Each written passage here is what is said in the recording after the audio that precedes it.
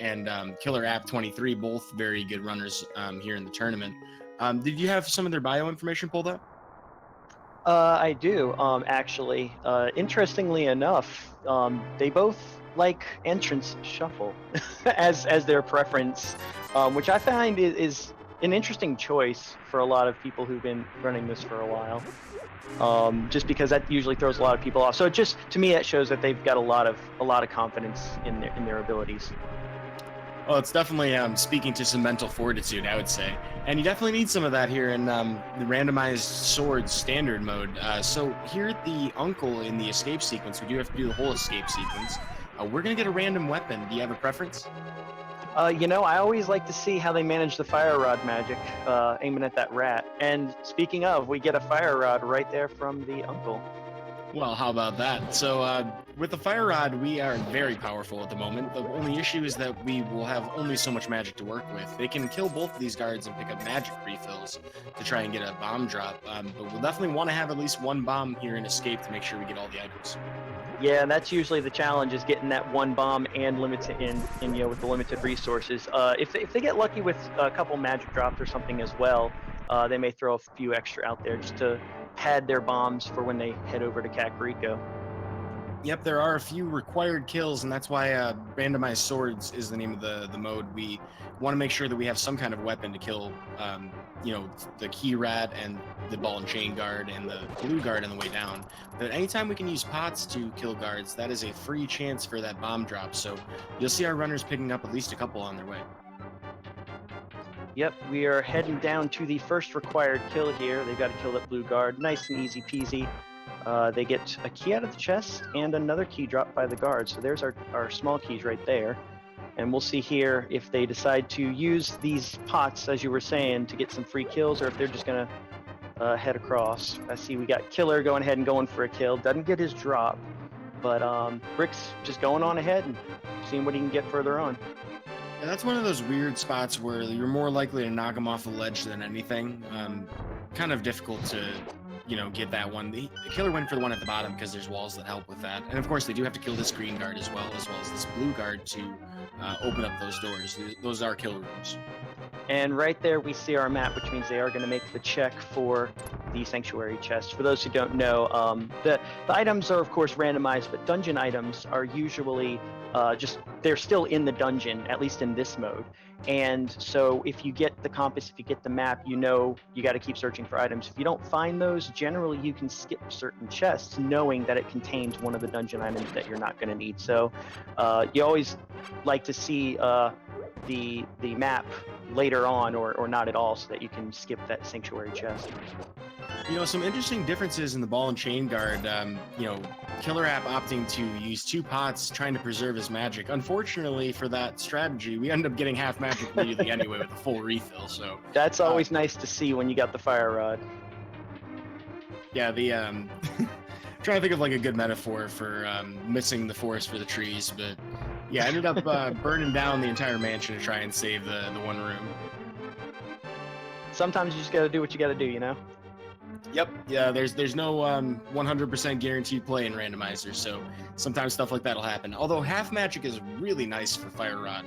We no longer have to worry too much about our magic. There's only a couple kills remaining that we have to do. The Key Rat in particular. So our runners are very likely to use this Fire Rod liberally. Oh, and they're definitely going to be searching for a couple more bombs, or I'd expect them to see at least a couple more kills here. Actually, Rick decides he's going to pass them up and just head on to the escape. And KillerApp looks like he's going to get a couple kills, but nothing there for him, unfortunately. So a full magic meter, half magic, will always give you 16 fire rod shots, which is quite a lot to work with. KillerApp's used 2 of his so far. Yep, and Rick seems like he's saving his for all of the rats. There are quite a few rats and snakes and stuff down here in the escape.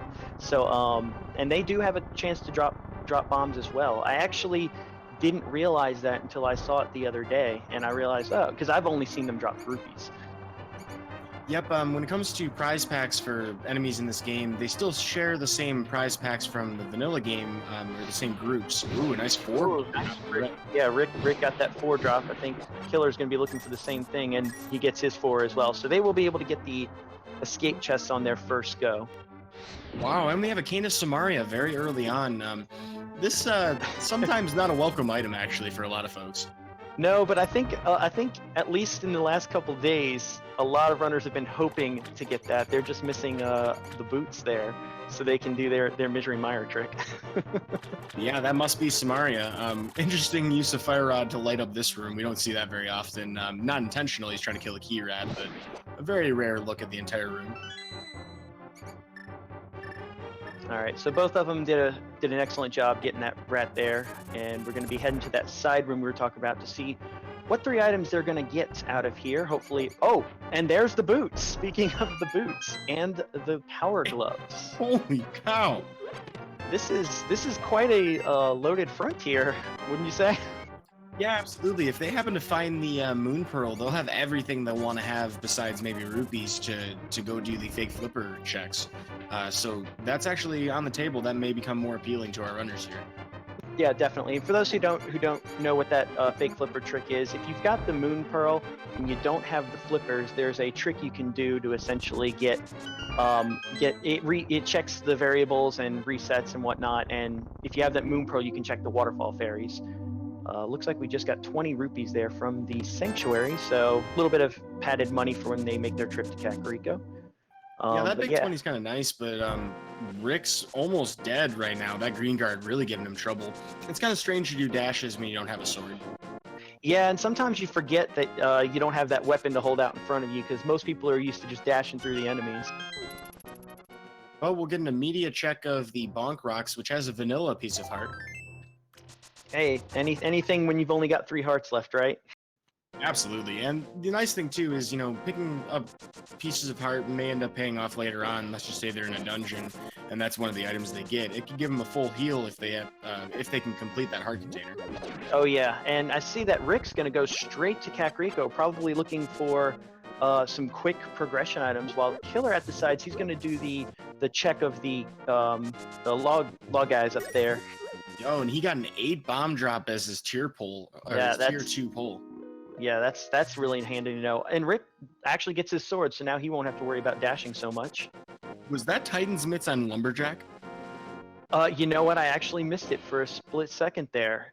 I'm about 95% certain this is an Agahnim required seed. That would definitely be an Agahnim required seed, which having that early knowledge definitely is an advantage there. Well, so that's a heck of a piece of information to have. KillerApp's definitely going to have that in the back of his mind the entire race. You know, whether or not his opponent would have checked, and many people don't. Oftentimes, people will check it if they have boots, and that's their determining, you know, factor. But with all the rupees in the forest and in Kakariko, we now know we can also do everything with Zora.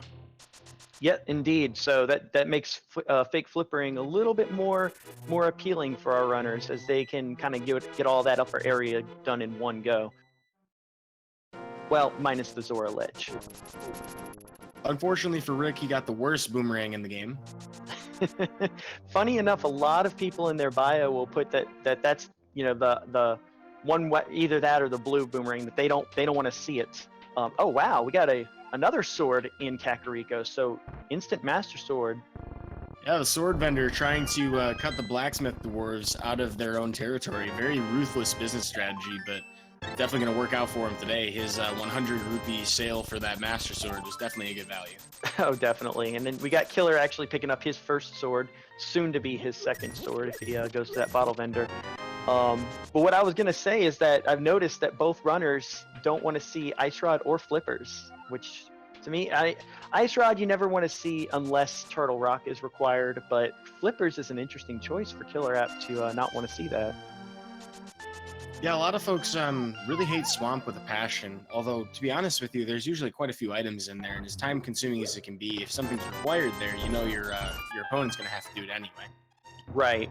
And like you said, with so many chests in there, it's, for me personally, it's one of the, you know, the spots I like to check because, well, it's a little time consuming, but so is overworld tracking. So. And as we all know, Overworld has been very strong for item progression lately, in this particular logic version 29. Remains to be seen, though. Every seed is different, so it could very well end up turning out differently from that. Right. And Rick here gets to actually save a bomb by bonking into that wall. So he's only got 3 bombs, but still has enough to get by what he needs to do. He also has a very nice rupee count. Well, he had a nice rupee count until he picked up that green.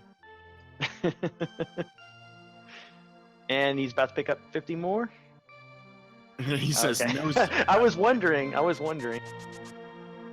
Most runners will, if they've got enough money. I don't recall the exact count, but it's about 776 rupees or so needed throughout the run to do everything you need to do. So at 1,000, he's got enough for that and some potion padding.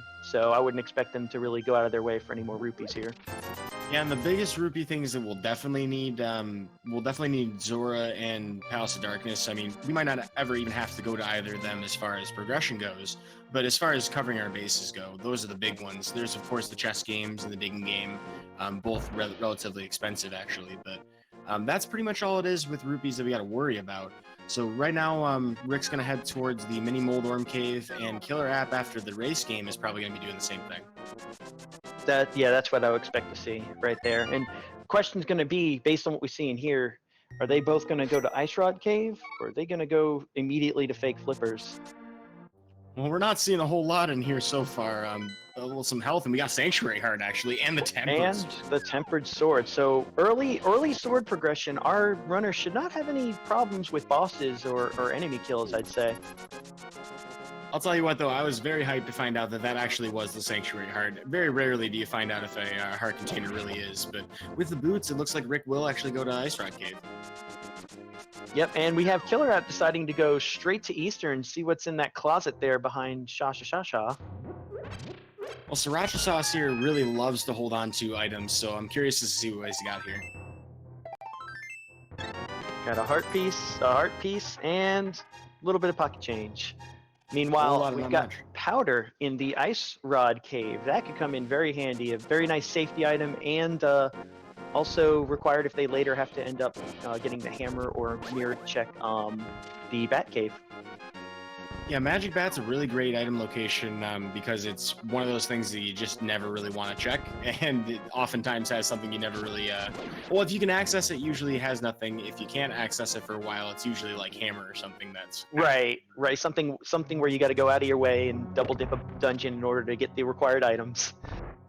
I actually had a hammer behind that once, forgetting that you can mirror into that spot. But we're getting a water walk out of Rick right now, which is going to save him a tremendous amount of time for these checks. Finds the swag net on Floating Island. Yep, and then he's going to walk straight in there and go see what we've got. Yeah, so because he's doing the water walking, he doesn't actually need the Moon Pearl in order to reset his state when coming in to be able to check these chests. And we're just going to get the Fisher Price Shield and a little bit of pocket change for his trouble there. Yeah, there are 20 total big 20s. I don't know if there's any irony lost on rando devs with that. So we're going to see quite a few more of those as we go throughout the rest of the seed. But now we find out the ledge item on Zora is going to be a heart container, not Sanctuary Heart. And we find the bow in Eastern Palace over there with KillerApp.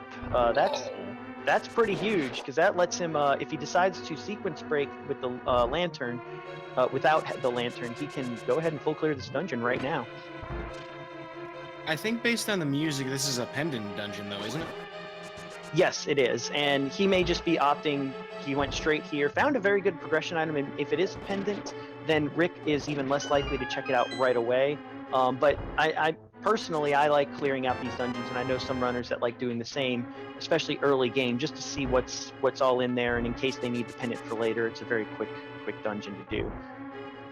Yeah, so I mean, that's the other thing too, is, if he doesn't want to deal with the back half, he has the big key now, so he can go right to Armos, and that's a gamble you'll see a lot of people make.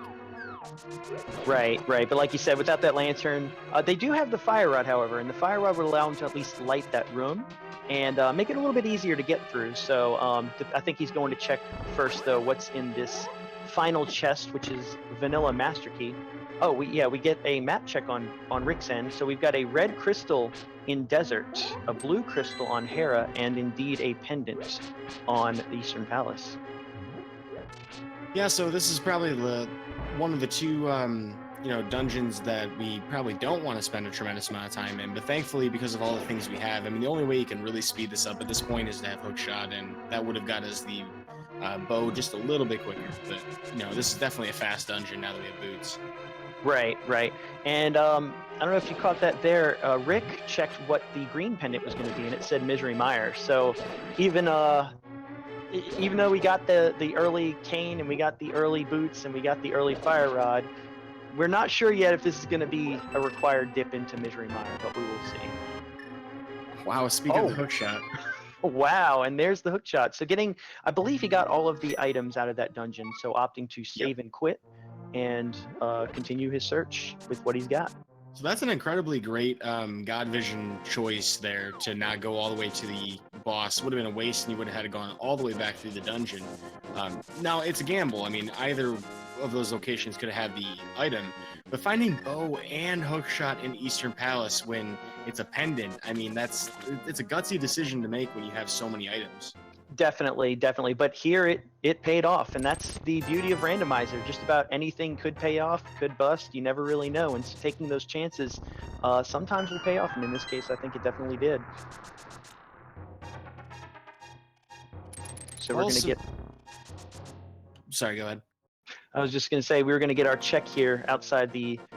we just got a heart container, full heart container right outside the swamp, or the dam right here. Certainly a welcome start either way, though. We definitely want every bit of health we can get.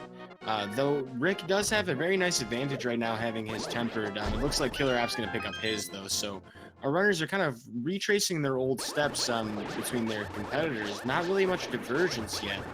Now that we have the hook shot, there is some possibility that we're going to do some different things, but it's still a sequence break to go to Death Mountain, and we actually can't even get to Agahnim without that lamp, according to logic.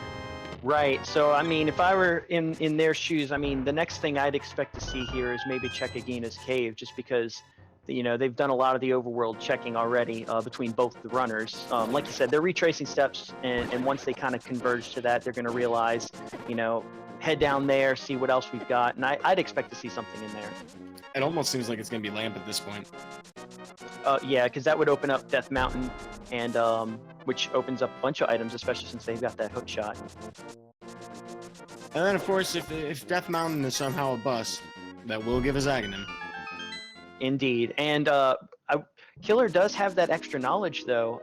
Unless Rick decides to go check what the Lumberjacks has, Killer has that extra knowledge about the Titan's Mitts being Aga required, for luck behind Aga. So it looks like we're getting the water walk set up for KillerApp here. So what you have to do is you have to do a dash along the edge of a gap and continue that dash all the way into a screen transition. Then if you jump vertically north or south, you'll actually activate the water walk. Ooh, he's got to be careful there. He's down to half a heart. Looks like he pulled off the water walk, no problems though. All right, and Rick just got his hook shot. He's going to save and quit as well. See where he decides to go check next as he starts at the sanctuary. Yeah, I'm not sure without that. He doesn't know that he doesn't have the. He doesn't know about the Titan's Mints yet, though. Right, so he could be going up to check now, and I was going to say maybe sequence break Death Mountain, but instead I think he's heading up to the. Yeah, because he didn't go through the woods. Oh, and we've got Ice Rod with the sleeping hobo under the bridge. Holy moly. When it rains, it pours. Yep, but as we've seen before, when the seed gives you everything, it waits till the very end to make you hunt for that one item. And at this point, it's almost wondering, what would that item be? I don't think it's going to be a medallion, because we're probably going to need those medallions just to get to where we need to go. Flippers is possible, although I think Hammer is probably going to be our troll today. Either Hammer or Mirror, actually, because I've had quite a few seeds where the Mirror ends up being my last item, just because you can still get to the Dark World and get back out of Light World as long as you don't have to do Swamp, and do a lot of there's a lot of checks you can't check, but without Mirror, there's still plenty to do. So I'd say definitely the Hammer or the Mirror in this case. Well, Rick is going to find out about these Titan's Mints, which I don't know what his reaction is going to be. He's probably not happy to see that. He even goes back to double check. he had to make sure. He's like, that wasn't an upgrade, was it? No, that's Aga required. All right, let's go. Well, in that case, just going to save and quit and nope right out of there. And yeah, he may be trying to sequence break it. Thankfully not. Looks like that Agahnim check. Yep, that's where he's going. Oh, Killer started at Sanctuary and then immediately saved and quit. So I guess he's kind of realizing, oh, I need to make that check as well. He does have a little bit of a head start on Rick right now because Rick is still checking the big 20 and the heart container that are here in the dam. Yep, but as I said before, it looks like this is that convergence point. They both kind of split off, did their thing, did the same checks, traced each other's steps, and looks like now they will both be heading towards Agahni's cave. We'll see what we have on Desert Ledge and in that cave that could help us progress. It's always interesting to see both runners in a race do a water walk. That's always it's kind of obscure as far as Link to the Patch glitches go. You wouldn't normally see something like that, say, in a regular speed run. You know, it's actually funny you say that because this is the first race I've seen it done. This tournament. I'm sure it's been done a few times, but this is my personal first time witnessing it being done, and it happens with both runners. So I find that that's always a treat to see. And there's our lantern right there. Yeah, it was really screaming for lantern. If it wasn't that, it had to be like flute or something because we wouldn't have access to much else otherwise. Right. So that does. Well, it gives a good incentive to go up to Death Mountain at this point. Yep, and so we'll be able to check that the upper ledge. We won't be able to get on top of Spectacle Rock, but we'll be able to check what's inside the cave, and then hook shot over to East Death Mountain and do our routing there. Without the hammer or the mirror, they can't get to the Hera, Tower of Hera yet, but there is still plenty to check over there. You know, based on what I'm seeing from both of these runners, it seems like they want to make sure they have the Titan's Mitts before they go up there. I think they probably expect to find Moon Pearl either on Pyramid or you know, at Death Mountain, because and you can by logic have to save and quit from the Pyramid if you don't have Mirror to get back to the Light World. So it looks like they're both going to make sure that they have that Titan's Mitts for the first time they go up the mountain. That's exactly what they're doing, and it's probably a wise choice here because, as you said, you can do more checks. You can check the Dark World. You'll be able to do Light World, East Death Mountain, then hop on over to Dark World with those gloves and get those checks out of the way. Of course, though, if we don't find the Moon Pearl pretty quickly in Death Mountain, it could be all for naught anyway, but definitely a sensible choice to make. You have much higher item density if you do that. You could potentially do Super Bunny. Yeah, that is true. That is true. They could also be gambling that they'll get that Moon Pearl right there on the Pyramid, because I've seen a lot of seeds where it likes to troll you, where, you know, you're looking for that Moon Pearl just about everywhere, and it ends up right there on Pyramid.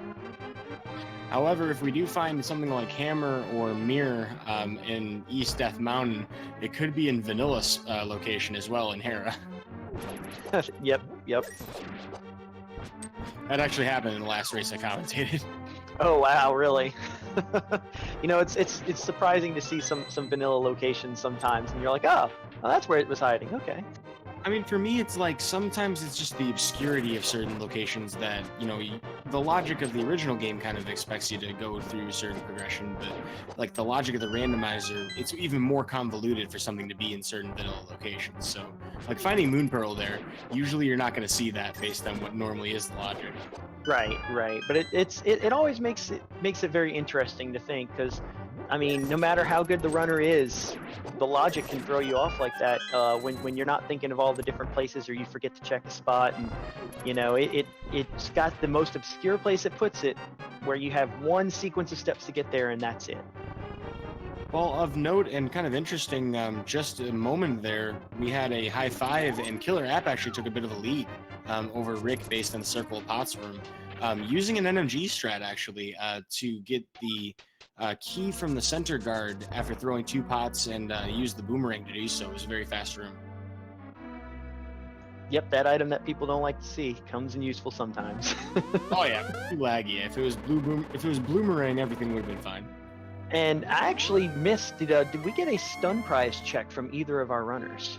I did not personally see it. Okay, yeah. For those who are wondering, the stun prize is whenever you stun an enemy, and then get a kill off of them, they'll drop a set item. But it's of course randomized in the randomizer. In the vanilla game, you get just a green rupee every time. Let's see if Aga decides to play nice. Giving them a couple blue balls right there. Yeah, normally when you're playing this game, like the original game, it's going to be like a 5-attack cycle, and it's still a 5-attack cycle, but the actual number of blue balls which waste time is a set amount between both runners. RNG does take over if you have to refight any of these RNG bosses, so that could potentially happen to somebody, although we're hoping not. In the original game, the first attack of the cycle is going to be a guaranteed reflectable shot. That's still true here. Attacks 2, 3, and 4 would normally be a 50% coin flip chance of a regular shot or a blue ball, and then it's already predetermined in our situation. Attack 5 is always a lightning attack that you can do nothing to. Yep, and it looks like, if I counted correctly, we've got 6 blue balls so far, so not the best RNG for the runners, but as you said, at least they'll be in the same situation. Yeah, the worst case scenario if you hit every guaranteed shot is 15. There's a guy named Scrivo in the NMG community who had it happen twice. It's losing 15 coin flips in a row, so that's like a 1 in 32 something thousand chance. Yeah, that's pretty ridiculous. I'm just amazed it happened to him twice. He didn't buy a lotto ticket though. I feel a little disappointed. Yeah, in that case, you got to, well, he may have already used all his luck. Fair. This is an exceptionally long Agahnim fight for yeah, we got a seed. third lightning. Wow. And they're still going. Looks like Killer's showing a little bit of frustration there with that boomerang. Finally getting the kill there, and a few more extra slashes for good measure. Well, with that, we are approximately 3 minutes ahead of where you would be in NMG, but we have a Mario bunny sprite. I haven't seen this one yet. And the naked bunny. It looks like we just got a heart piece on Pyramid, so yeah, without the Moon Pearl, there's not much else they can do. So I believe our rotors are going to head to Death Mountain here in just a bit to make that check now that it's opened up in logic. Kind of interesting. Rick actually paused his game to see if he had enough for a full refill off of that piece of heart, and he opted to pick it up afterwards, so he's probably just picking that up hoping for a nice health refill later. Yeah, because he knew there was going to be a save quit right there, refill his health anyway, so definitely a safety decision for later. And we see KillerApp go straight for those gloves, as we will see Rick do the same, and then our runners will head on up to Death Mountain, see what they've got for him. Yeah, until we have the Moon Pearl, there's really no better choice here.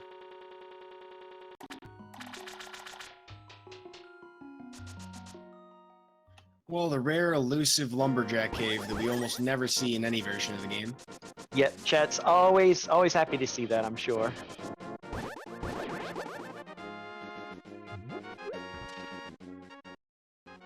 Looks like our instincts are correct, though. It's going to be Death Mountain ASAP Rocky. Yep, putting them gloves to good use and heading on up, lifting that rock. We're going to get to see, oh, we got a little bonk there. We're going to get to see the old man dash right there. Basically, you cannot dash with the old man. He runs, you keep your walking speed, but your dash animation. So right there before you went in there, it's always funny to see the runner forget or try and dash with the old man just for fun. It's kind of funny to watch, like, I mean, because you just imagine the guy in his old age just attempting to dash, and he's just, like, shuffling his feet super fast. If he had a walker, I think it'd be even funnier. Yeah, I always like to, if he gives you one of the cane items, I always like to picture it's him with the cane really, really quickly. That's fair. And with the hook shot and boots, we're going to get to see the quick walk here, where basically you activate the item at the same time you're dashing to cancel the dash on stairs. And it allows you to move at dash speed, supersonic speed, if you will, as we're playing Sonic right there. And, oh, silver arrows. So I'd expect to see them pick that up. Yeah, I'm a little disappointed that nobody's doing a sword climb, though. If you have your sword outstretched and you do that hook dash, which is, like you mentioned, item and dash on the same frame, with your sword outstretched on a ladder, you can actually climb even faster up those ladders. But it's a little obscure. Not everybody knows about it. Yeah, I actually hadn't heard about that. So sword climbs are very fun. It's definitely something to practice, because, I mean, you can literally save seconds on that staircase. Looks like we may have been a little mistaken about the arrows. It looks like it was just an arrow upgrade this time around. Okay, I was going to say it's either that or they're going to wait till they come back up for some reason, but yeah, I wouldn't see them doing that, especially since they've already got the bow. So yeah, it must have been an upgrade. My apologies. However, if we do find those silvers here, that would definitely be a welcome find. We have that bow already. All right, we're gonna get to see what's in these 5 chests here. Just some bombs, nice little heart container there for health buffer. The hammer, there's our progression item, and a bottle. That's a fantastic place to find a hammer. Indeed, indeed. Now they still need that moon pearl in order to make much use of it, but it's definitely, actually, now that I think about it, they've got hammer and powder. This may be a scream for the Bat Cave. That does make sense, and obviously they're going to clear out everything they can do here first and foremost, and this does include Tower of Hera, so as strange as it sounds, my vanilla prediction actually doesn't seem that far-fetched anymore. Yep, that is actually a good point. So yeah, looks like KillerApp's going to be heading up as Rick checks his items, and I'm curious if they're going to check Spiral Cave, but I would expect them to go to Hera and then come back for Spiral Cave when they go to do Death Mountain. And that's looks like exactly like what KillerApp is doing now. And there's also a really easy check that they can make because of that. They can head back to see what Turtle Rock's item is going to be, or not item, their medallion is going to be. If they actually find the book here, they can also check the Ether tablet. So there are a lot of very convenient routing possibilities here. Yep, and Rick finding that blue boomerang up there as well. Definitely a not needed item. Was that on Floating Island? Yes, yeah, on Floating Island we got that blue boomerang, so I don't expect the runners to go out of their way for that one. How can you not though? All right, so with the key and the big key, KillerApp is going to decide to head on up and then see what the rest of the tower has for him, and decide if we need to go to basement afterwards. That's a sound decision. The tile room does take quite a lot of time, and you don't have to really spend too much time walking up and down the stairs. If we had mirror, this would be much easier, but you know, not a big deal. The rest of the tower pretty easy to clear and pretty quick to clear. We also have hook shots, so we don't technically have to, and boots, so we don't even have to do a bomb jump here. Yep, just hook shot right across, and then bonk our way back to check that big chest. All right, moment of truth. And bomb upgrade. Come on, Moldorm. Yeah, it would be close to vanilla. It'd be very close. Everything's coming up, Moldorm. I'm still hoping for Bat Cave. I always like to see Bat Cave. Actually, I really think that would be a rough spot to find Moon Pearl.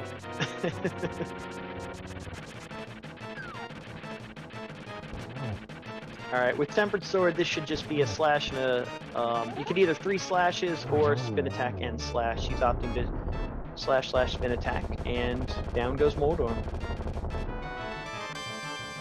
Oh, the 10 arrows is not what we're 10 looking arrows, for. not what we're looking for. Excludes the basement, doesn't it? Yes, it does. That should mean that the compass is in the basement, because we found the map earlier and our 2 items. Well, so that's definitely a nice time save, and the gamble paid off very effectively. At this point, we also get our magic refill, so now we are all loaded for bear next time we want to use that fire rod.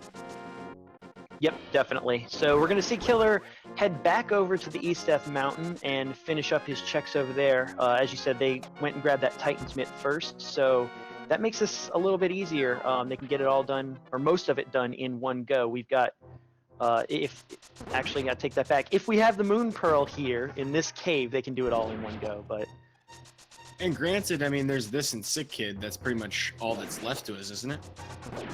Yeah, Sick Kid, Bat Cave, and Spiral Cave right here. So we're going to see what our runners find. And there it is. That's a very nice place to find it, because now they can continue to search the rest of Eastside Dark Death Mountain, get the check for Turtle Rock pendant, or medallion, excuse me, and get a few more items. Yeah, that worked about as well as it could have. Now, because we are at the bottom of the mountain at this point, we're going to take this bottom portal. We don't have a reason to open the Turtle Rock portal at this point, although we can still check it, and we should still check to see what medallions required. We haven't had a dark map check yet either, so that's still on the table. I'm sure KillerApp or Rick will end up doing that when they get back up to the top.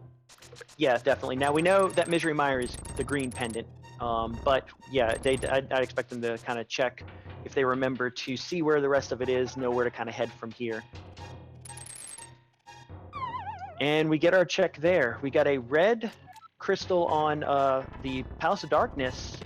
We've got pendants on Mire and Ice Palace. And KillerApp gets the Bombos medallion over there in Super Bunny Cave. Well, that's definitely a good find. Unfortunately, it does give us reason to think that, you know, potentially Ice Palace is somewhere we might have to dip. Obviously, we already have the Fire Rod, and we have since early on. But Misery Mire being green pendant, that may end up poo-pooing our chances of seeing the new tech today. True, that is true. Even if they had to dip in, they most likely wouldn't have to go that far in.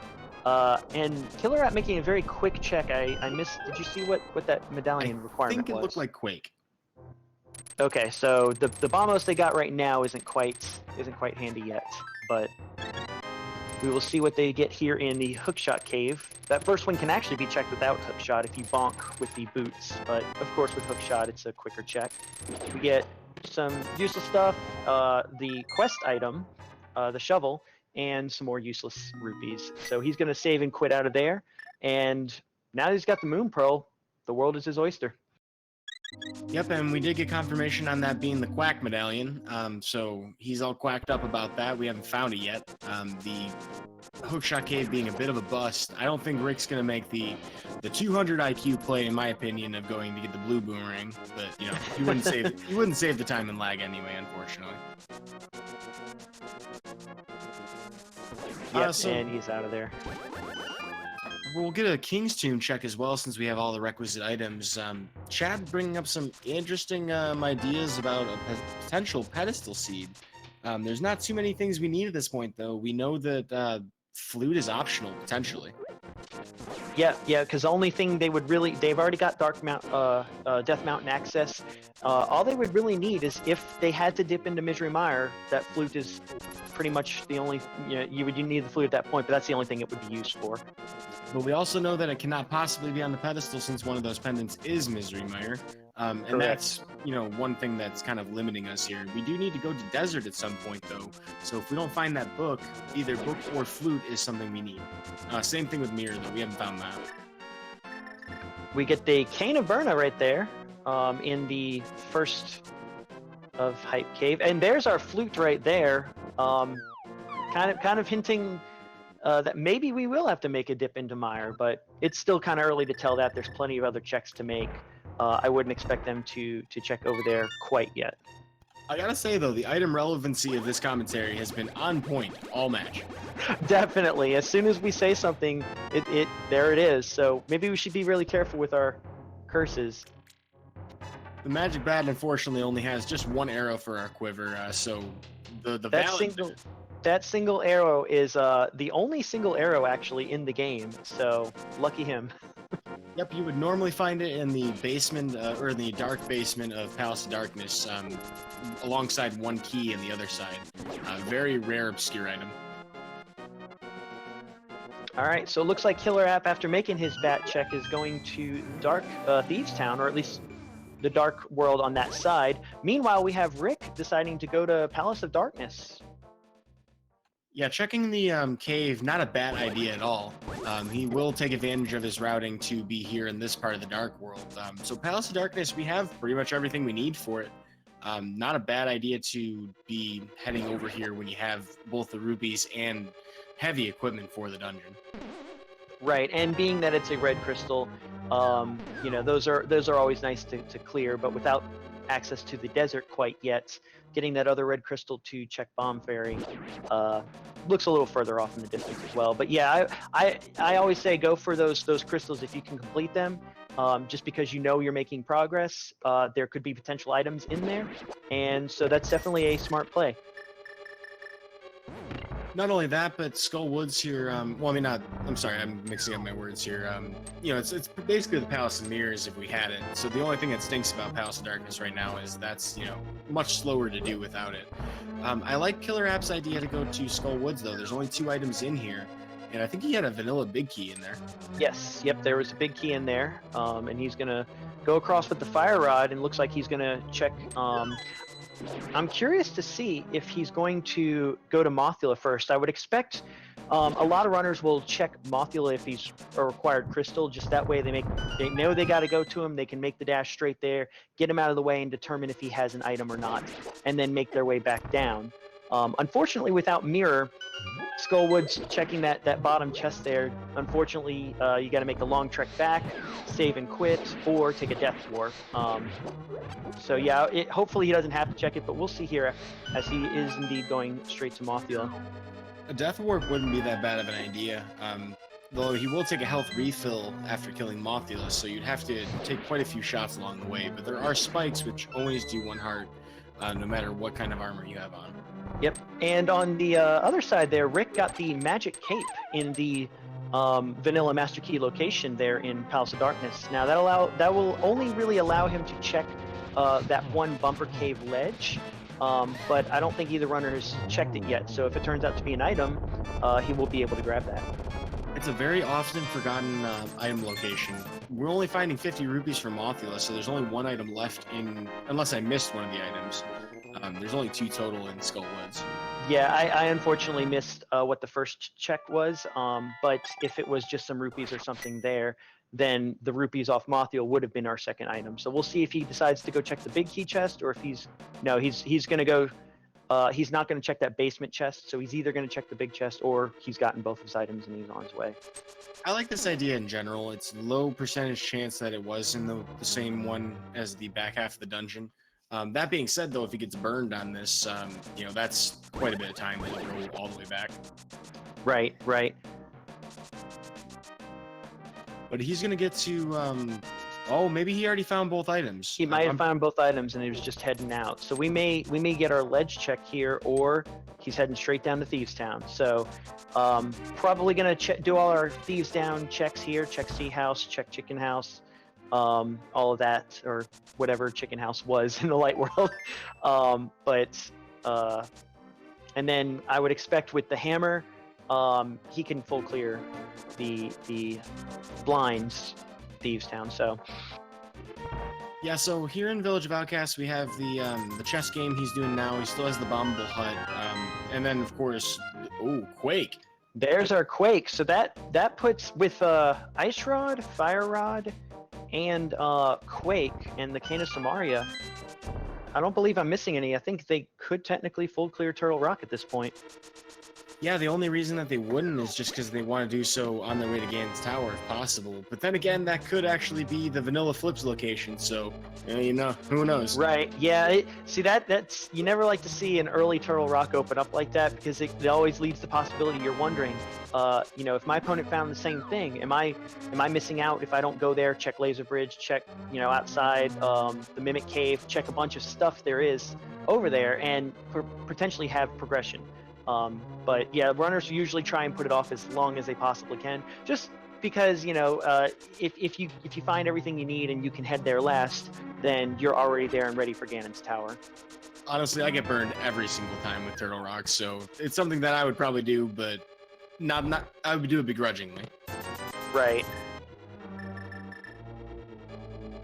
Well, so that's all 4 of the items, or the 4 chests in the front half of Thieves Town. One of them is always going to have a big key. It looks like Rick took an intentional death warp after doing the hammer yump. Yep, he got his bottle out of there with some green potion in it. Without the mirror, couldn't get back, and decided, I don't want to walk all the way there. I'm gonna bomb myself. Well, with that, that's all 4 of our bottles. Rick will find his other one later in Skull Woods. Oh, that's true. That is true. So potentially a lot of safety items, especially with all the early rupees we got, a lot of safety items can be purchased here by the runners. Well, KillerApp, just doing a couple of quick stutter steps in the Hellway. Rick is actually 1 heart short of having sword beams for the basement here, so he's going to have to do an extra menu, unfortunately. Yep. Usually runners don't like sword beams just because it can get in the way when you're trying to get a kill, especially with a tempered sword or butter sword. But yeah, there it would have saved some time. But seeing as he had to switch to the bow anyway, not much of a loss.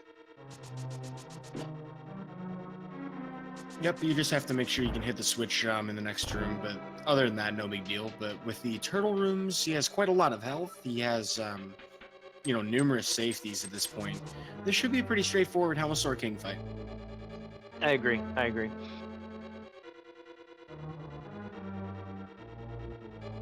Forgetting that he doesn't have that sword beam there and having to switch back to the bow. You can also do it with the magic boomerang from a distance. Oh, there's that heart. Little bit too late. What's interesting about that is, Right. Chad just brought something up that I have to address in a moment. Well, so I was wrong about Flippers being in Turtle Rock because Ice Rod was behind Flippers. Well, so it can't be on Trinex. It can't be on Trinex, but it could still be in Turtle Rock. It wouldn't be behind the Trinex, and possibly, depending on where they find the mirror, may not be in Mimic Cave. But it's still potentially in Turtle Rock. But so we have the Helmosaur King fight here. 17 smacks to the face with this hammer will be enough. You can also do it with 4 bombs, although it's not very often seen. From there, with Tempered Sword, it's just 4... I'm not sure if it's sword spins or... Yeah, it's 4 sword spins. No, 4 slashes. It should be just 4 slashes or a couple sword spins. And right there, he gets one spin and a couple slashes and is done. At the same time, we have blind. Yep, I would say we have Killer heading into blind. Usually, if you can get this pretty consistent, each hit, no matter what weapon you use, takes 3 hits and the head comes flying off. Do it 9 hits and you've got the boss down. So right there, nice clean fight from Killer, barely taking any damage, and gets the flippers. We were just talking about flippers. What do you know? Oh, well man. then. Okay, so the flippers, now that puts the Ice Rod back in logic. So at this point, Trinex could have anything. Yep, it could, well, it definitely can't have the food, we already found that, but it could have the book, and that's going to be what I'm going to call it at. Fair enough. I'm wanting to see Mirror, just to throw them for a little bit of a loop there, because once you get the Mirror, it opens up a lot of stuff. But actually, yeah, I guess looking at their item count, they really, it wouldn't really do much for them. Besides, my heart hurt when you said mirror, because then they wouldn't be able to check Mimic Cave.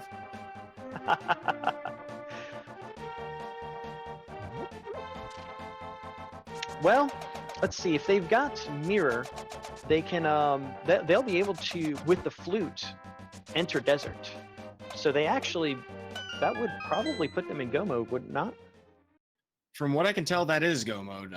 Once we have that mirror, we're pretty much there, because we don't need to access Misery Mire once we have the mirror. Right, and with Swamp being required, they will have to find the mirror at some point, as it's the only way to unlock that dungeon, now that we know where the flippers are. Alright, so I'm just going to theory cast here. Let's just say that mirror is on Vitreous, so that we can see the new Mire tech. And then, well, yeah, we'd have go mode at that point, but I'm hoping for it.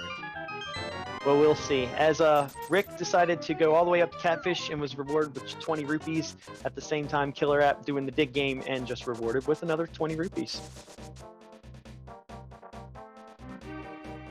So we're getting Rick checking King's Tomb here, which KillerApp had checked already. There wasn't much in there. And Killer is deciding to go up and check Stumpy, see what he's got. Whole lot of nothing. Whole lot of nothing. But again, depending on how many heart pieces he has, Rick did pick up that extra piece on Pyramid earlier, and Killer is picking up this one. Right now I'd say their heart containers are probably about the same, with Rick having a few more.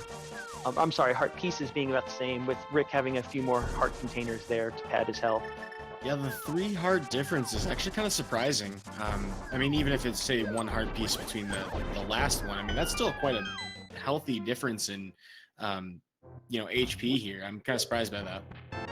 Yeah, I think, if I recall correctly, Rick found a few more full heart containers, and so that's why it jumped up. I know there's one right there, so KillerApp is getting his flute, his health, and extra little tidbits, along with that cane of Burna. And Rick is going to go ahead and check his bat cave. Going to be rewarded with that single arrow. Well, so at this point, Rick has already done Palace of Darkness, it looks like that's kind of where KillerApp is heading right now. I believe he's already checked Catfish. So where Rick goes is kind of going to be the first indication, it looks like, of, you know, potentially where we can find more items for progression. We are not entirely 1000% certain that it's just mirror required. It could be ether if mirror ends up being in mire and mire requires ether. Right. Yeah, that's a good point. But hopes are going to dwindle down as we keep checking lure. There's plenty of locations to check still, so. Yeah, as of right now, the only thing we can't access is mire and swamp. So Rick's going to go ahead and unlock his duck and head on up to the Dark World. So we're going to see if he's going to hop into Skullwoods, get that completed. He's got the fire rod, just a couple items to check. He's nice and healthy, so that's what I would expect to see him do right before heading down to Thieves Town. Yeah, and he's gonna get a blue potion, so he'll round out his bottle count. But it's also just a great safety to find anywhere. Definitely. I always feel nice when I have a blue potion or two hanging in my inventory, because even if it's like, oh, I'm taking health hits I shouldn't be taking, you know, at least you've got that peace of mind. You can just quickly heal up, and you still got, you know, an empty bottle you can refill with whatever you need later. Well, one thing that's nice, you know, about having everything that I just dropped my thought mid sentence. It happens to me as well. No worries. But yeah, looks like they're retracing their steps, just like they were doing in the beginning, where now we have Killer in the Palace of Darkness at the same time Rick's doing his Skullwoods. I'm kind of curious as what's going to happen with Desert Palace, since, you know, we really still don't have access to that until we have either book or mirror. I'm wondering if either of our runners is going to be checking to try and find what the medallion requirement is for Misery Mire, because there is the Mire Shed still. That's true, and Rick did activate the flute. I'm not sure if Killer has yet, because I think because he started in Kakariko and went to the other side from there. I don't think he's activated his. So Rick has a slight advantage with being able to check the outside of Mire Shed and move around the map a little bit more quickly now. Yeah, actually, KillerApp came here directly from Hype Cave, so yeah, he hasn't had a chance to activate it yet. All right, let's see as Rick gets a couple of sword slashes in there, a couple fire rods. With half magic and fire rod, this fight is usually a little more comfortable, as you can be a little bit more liberal with your shots. But we're going to see him take some temper hits when he can, because with the tempered sword, you're doing just about I want to say just about the same amount of damage, if not a little bit more. Tempered is equivalent to fire rod, as far as I'm sure. Well, fire rod's a different type of weapon. You can burn enemies to that normally would take more HP equivalent damage. Right. But specifically on Mothville, yeah, he alternates between fire rod, sword slashes, and gets his crystal nice and clean as well. That's the tough thing about that fight too, is, you know, Rick was doing perfectly fine to hit Mothville. It's just if you knock him into spikes, it overrides the damage. So yeah, a lot of people didn't realize that when they were first playing through this game, me and myself included. I was wondering why it always took forever to kill him, because I kept trying to trap him in the top and hit him and hit him and hit him. But if you're hitting me against that spike, those spikes, it cancels out the damage. And Rick deciding to go check that bottom chest, we do get confirmation that it is just a compass.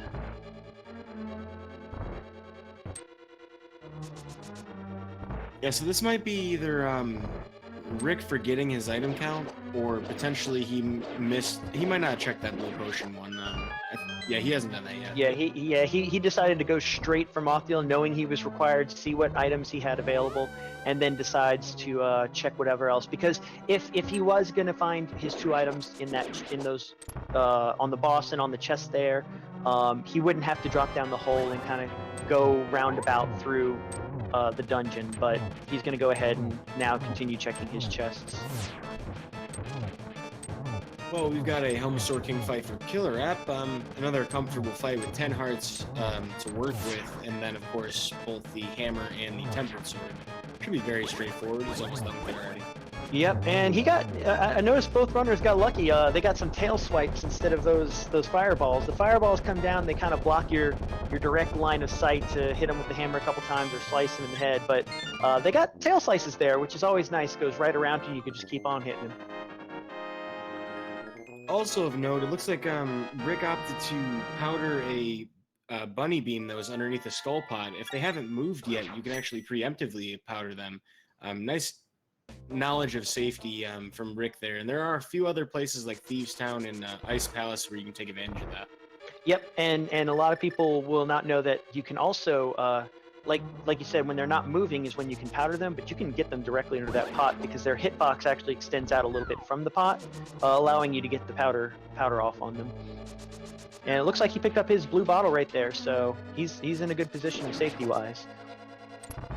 Yep, and he's out of here.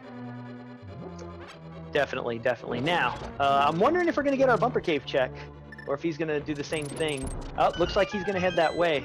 Having the cape, because he decided to go to Palace of Darkness earlier, he's already got the cape. Unfortunately, it's just 20 rupees, not worth his time. Yeah, at the very least, we find out it's not mirror, and that's great information to have. So while it did take a moment to check it, I'm sure Rick wouldn't take that check back any day. Of course, of course. At this point, any knowledge gained is a plus for our runners. It's been a pretty fast seed. I mean, we're getting close to the hour mark, and we're almost in go mode. Really just hunting down for that one item, potentially two, if there's some kind of extra daisy chain involved. But definitely one. Yep, and that seems to be the what I've seen from the version 29 logic, where it's always that one item. Even if you get all the items in the beginning, you're looking for that one item, and it's always the trolliest one in the trolliest place. Well, medallions are typically not very welcome finds, but we know we needed that one for Turtle Rock, so Rick has almost secured everything he needs. He doesn't have that ice rod yet, though, so that actually is another item for him. Yeah, I was surprised. They both did the water walk, but Killer decided he was going to go check that extra location. It was a little bit more out of the way, but well worth his time. Rick opted to go straight to the Zora portal, so he didn't get to check. We know it's under that bridge there, but we'll see when he decides to make that check, if he does, before maybe dipping other dungeons. Now, while Rick is a little bit behind in total progression, as far as dungeon completion goes, kind of working pretty similarly to how KillerApp has done his routing for dungeon completion. This Thieves Town won't take him too long, so KillerApp is a little bit ahead total. The one advantage that he has is that he's already picked up that ice rod. One thing that Rick might end up working in his favor is he might end up being limited to basically Flipper's checks. As long as he doesn't dive Swamp Palace at the wrong point, full clearing it, for example, when he would otherwise be able to go mode it, that shouldn't be hurting him too much at all. Right. Well, especially since if he does find the mirror to be able to do the Swamp Palace, I wouldn't expect him to dip in there, as that's probably he would probably check a couple more overworld locations first. That mirror opens up a lot. Well, he would still be looking for the ice rod, so it is potential. But I've seen a lot of people prioritize when they find that mirror.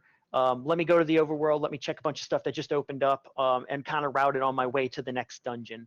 And if he did that, hopefully he would go the edge of, let me check all the Flipper locations. But you never know. Yeah, so that is a potential pitfall and potential time save for him. It's really hard to say what we're going to see out of that. And it's extra frustrating knowing that he's already done the water walk. Yeah. But if he does instead opt to check Ice Palace, let's say, because Ice Palace would be open to him as a next potential location, he may decide to check it first, find his ice rod, and go, oh, never mind, I don't need to be here. Yeah, it's true. That is right along the same path, and it would be a great time for me checking that anyway. If I recall correctly, it was Flippers on blind, right? Yes. So he's going to be getting his Flippers here, and just the routing he's been doing. He started with the Palace of Darkness and just kind of worked his way up top, and I'd expect him maybe just keep going and come right back around and start checking Ice Palace. Especially since he's got the flute, he can get there really quickly too, if he does a save and quit to the light world. Well, so we seem to be having a little bit of a stream freeze with KillerApp. We'll see if we can get him back up in just a moment. But Rick right now is finishing up his Thieves Town. He's got just a couple more checks to make. Having that hammer should have no issues getting everything. I believe it was a map in that chest and big key chest, but will not take him long to finish up blind either, being a relatively easy scripted fight. And Rick is very familiar with the game, so I'm sure his blind fight will be pretty easy. Yep, indeed. So we're gonna see him come up here, get the maiden, dodge a few things as he's going through that hallway there. That red guy always, that he seems to hunt you down. Anytime I've gone to this, he's on a mission, and he's firing down there, just waiting for you to take one wrong step out. Okay, I'll go through the doorway. Boom, get hit by a firefly. That Zazix had your name, and that name was Rick.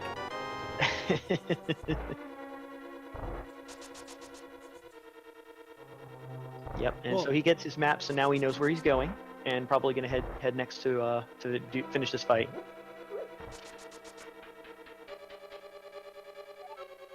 Yes, this is an extremely cozy fight. All 4 bottles. We have 12 hearts, and you can't take more than 2 hearts of damage from any particular attack. Interesting thing that newer runners might not be familiar with, every 4th fireball from each of the heads will track Link's position. So that's why when we say it's scripted, basically the fight works the exact same way every time if you hit the heads as fast as possible. Yep, and that's why you'll see specific patterns taken by runners. Unfortunately, Blind moved a little bit down there, so all that really does is reset his position vertically, but he still has the same sort of pattern. Taking a little bit more damage there, but luckily with half magic and a cape is able to kind of make sure he cleans this up without taking any more damage and not having to waste the safety. Grabbing his flippers and the crystal. We're ready to go to our next location. It's always interesting when runners choose to use the cape instead of the Cane of Burna because it uses less lag. So it's actually a really smart decision, even though it uses more magic. Yeah, and especially since he was near the end of the fight, he only had a couple more hits to get. You definitely want to just get it done. You weren't worried about magic at that point. So it looks like he's gonna head over and check the Hammer Cave. I don't know. I missed if we got a check over here from KillerApp. We never had the Peg Cave, I don't. Oh no, we had Peg Cave. Yeah, we had Peg Cave. Okay. Because there's no reason that he would have. No, actually, I don't think we did because we never did Purple Chest. That's what I'm wondering, because I mean, it would definitely be a check to do while you're here and have the hammer. But yeah, I don't recall it.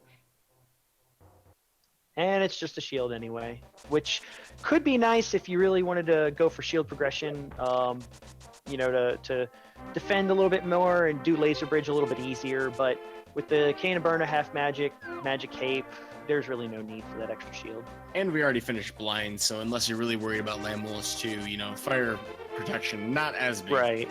Right. Though the mirror shield's really handy against Wizrogues.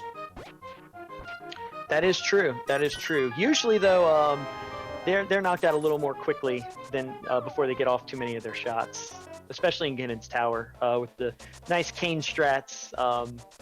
They hardly see the light of day. Yeah, and you're certainly not hoping for a fall on Moldorm too. Oh, yeah, definitely not.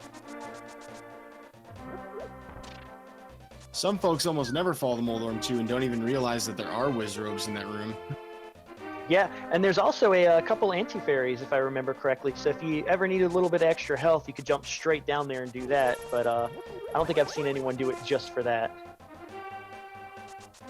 Yeah, that anti-fairy is actually really handy. It doesn't come up too often, but if you're really struggling with Moldorm 2, which can happen sometimes, particularly in NMG, but if you have like powder, it's a great place to get a last heal before Ganon, rather than going to the bottom of the pyramid.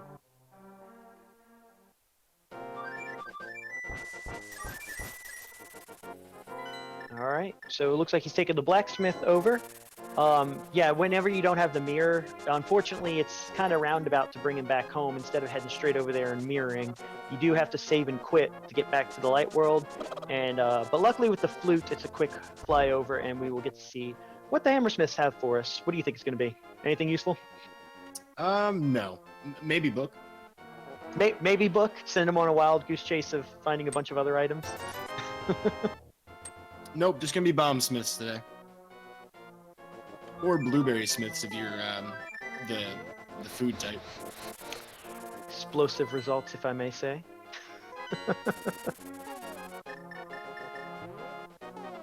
Boomski. Looks like he's gonna maybe purchase some. I must have missed the mushroom whenever we got the mushroom. So he's doing a bunch of fetch questing right now, searching for that book or that mirror or some form of progression before deciding to maybe hop into Ice Palace or check any other locations unlocked by the flippers. Yes, the single rupee of shame for the mushroom. Hey, he may need that ruby here when he's purchasing all the blues. Drugs are cheap these days, apparently. Indeed. All right, so now he's let go of that golden bee. We're not going to see any golden bee strats from our runner. I really like the due diligence and care that Rick took to avoid that rupee. Indeed, especially going back in and realizing, oh, let me take the free health refill. Had to watch out for it a second time. But he will not be duped by that one today. Where he's heading now, I'm not 100% certain. It looks like he's going to go get that ice rod, I think. That may be where he's going. He realized, hey, I got the flippers. Let me follow the logic. Let me follow what the seed's given me. So let me check that one location I didn't check, and he will be rewarded for his due diligence with the ice rod. Well, apparently it's very cold under the bridge. Or maybe it's too hot, and he decided he needed it to cool off. He's got that campfire after all. Man, the Hobro, what a nice guy. I mean, he's making sure that our AC works. Indeed, indeed. And we will definitely be using that against Trinex, who can't decide if he likes hot or cold, if he's yes or he's no.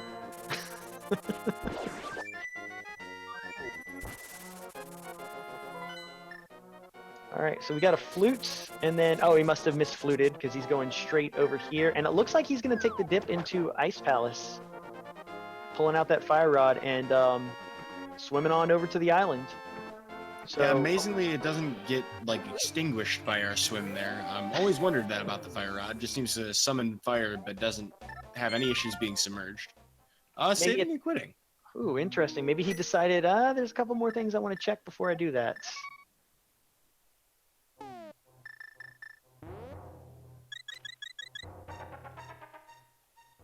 Okay, so he's opting to go to Death Mountain. He may be deciding, now that I found that ice rod, let me clear out Turtle Rock. That may be where he's headed, and that way he can basically, at least if he doesn't find anything in there, make some progression in getting that crystal. Again, most runners like to save this as long as they possibly can, and if they can finish up there and go ahead straight to Ganon, that's great, all props. But sometimes you got to take that dip into Turtle Rock, and especially since it's a crystal, it kind of calls to you more. Like, at least it'll be worth it that I get a crystal. And the other nice thing too is, Turtle Rock is far less of a go-modable dungeon compared to Ice Palace. So I mean, for the amount of time that he could potentially save by finding Mirror or a book here that would lead to Mirror, it makes a lot of sense to invest your time here, even if it means you have to climb the mountain one more time. That doesn't take that long in the grand scheme of things. Right. Especially compared to the time you may waste full clearing something like Ice Palace and finding nothing. Well, so we have a couple of brief mentions of Mimic Cave in chat, and I think that's kind of funny because that could have something like Silver's or a Golden Sword, but it definitely can't have the mirror. Right, yeah, because you need the mirror in order to be able to get to it. But if they find the mirror beforehand and they're making their way through Turtle Rock, you never know. They may decide to opt in and check it while they're there, just to quickly check for Butter Sword, to check for Silvers. But both these runners are, as far as I'm aware, very experienced with being able to handle a silverless Ganon, especially with Tempered Sword. So I wouldn't expect them to go too far out of their way just to look for silvers.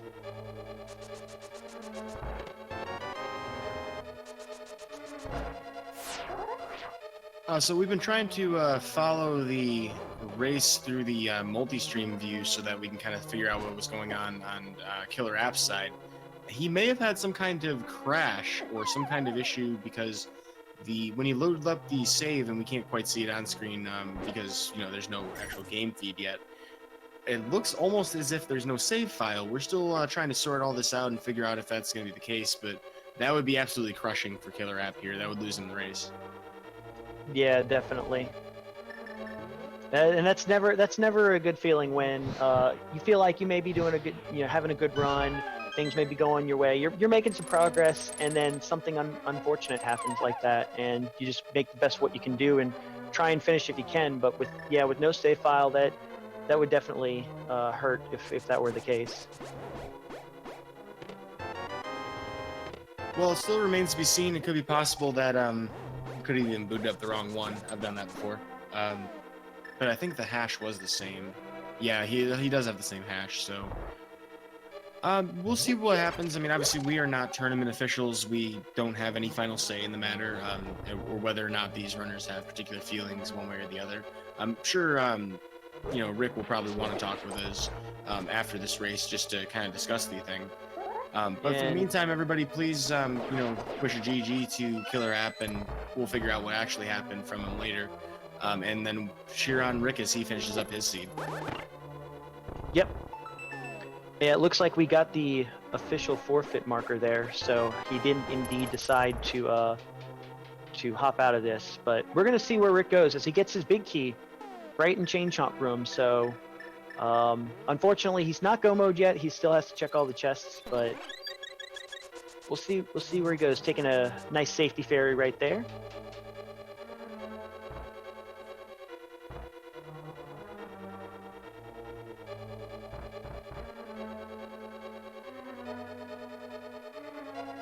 I missed a couple of the items. So did you just mention that that could be excluded by logic? No. He had basically gotten the big key, and I was just saying that he could he's not in go mode yet, so he can't full clear, or he can't really skip too much here. He can steal a key if he opts to, instead of checking this chest, but it may come back and bite him if that chest is what he needs. So he's probably going to get the key and check this here. Yeah, that's the one lousy thing, is that you can't really make too many gambles when you still need the mirror. Because it could be anywhere.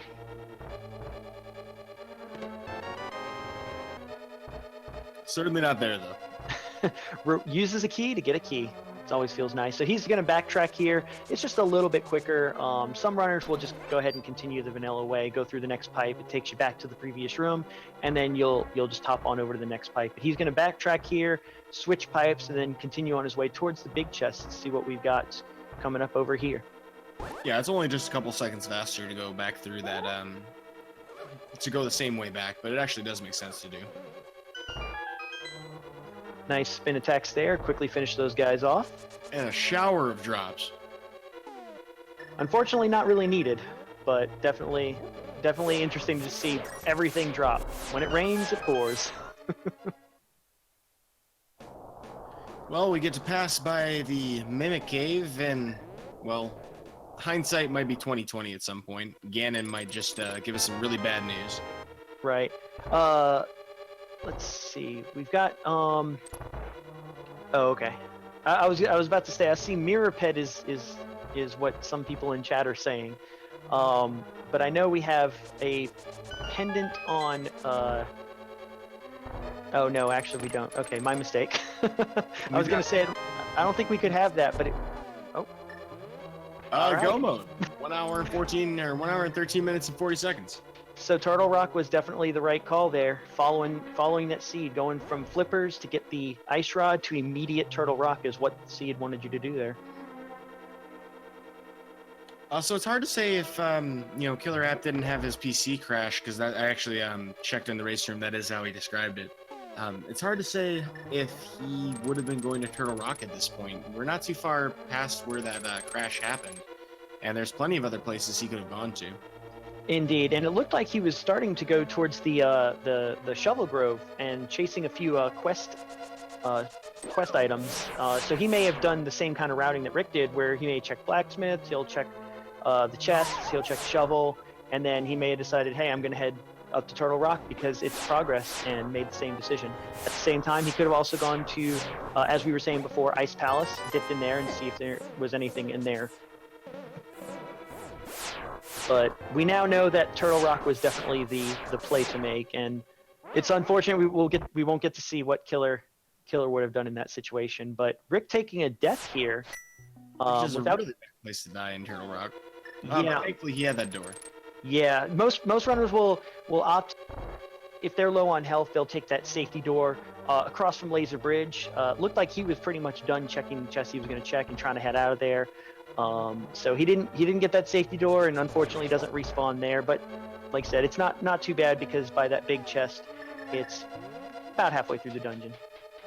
I think he has one other chest to check on Laser Bridge. It did look like that, but I saw him dashing up, so I don't know if it was to avoid the enemy or if it was, I'm just not going to check the last one. Well, there is the red hard hat beetle on the last one, so I think that's probably it.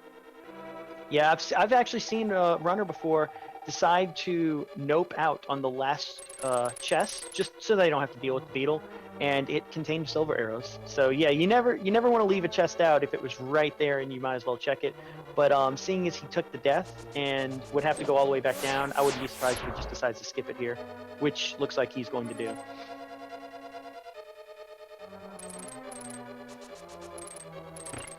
So now we just make our way through the lovely maze here, getting some invincibility frames that wore off right as he tried to walk through that guy. And he's going to making the Trinex fight. So with a full magic, full half magic, Fire Rod, Ice Rod, a little bit of health missing, but Tempered Sword, he should be in good shape to finish this fight pretty easily. Yeah, certainly a familiar and comfy fight. I mean, Tempered Sword and we have half magic as well, so it's really not too bad. The Tempered Sword on Trinex is very familiar territory for most ALTTP players in general.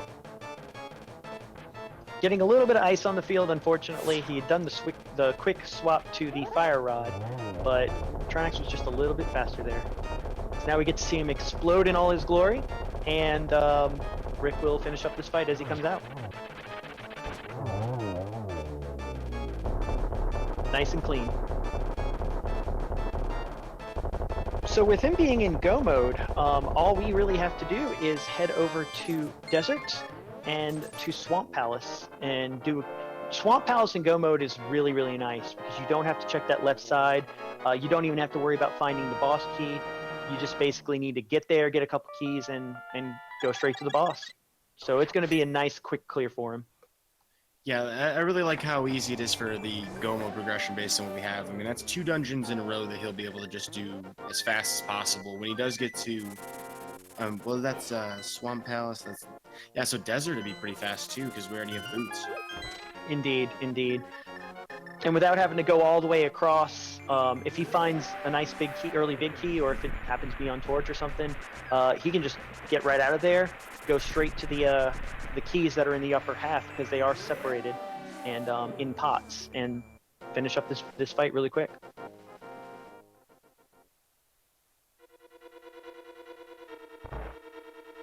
Also, we're pretty much just looking for the bare minimums here. I mean, we can go, as soon as we have a key, we can go to the back. So we'll see. He's going to check that torch first, and it's just a small key, opting not to grab it, and then realizing he may need it, so he's going to go back in. Big key could be in this middle room here, in which case he wouldn't need that key, but you might as well grab it while you're here. Well, I like that he preemptively expected to not find anything of value on the torch and is already ready to leave the room. He's just ready to get this over with. He's in go. He's not looking for anything. He just wants his big key and he wants out.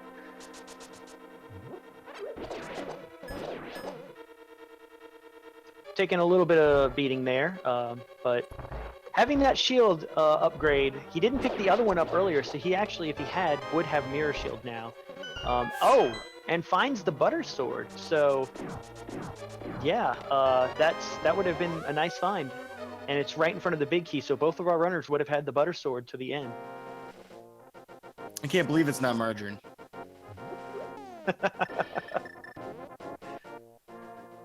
Well, his prospects are looking golden at this point.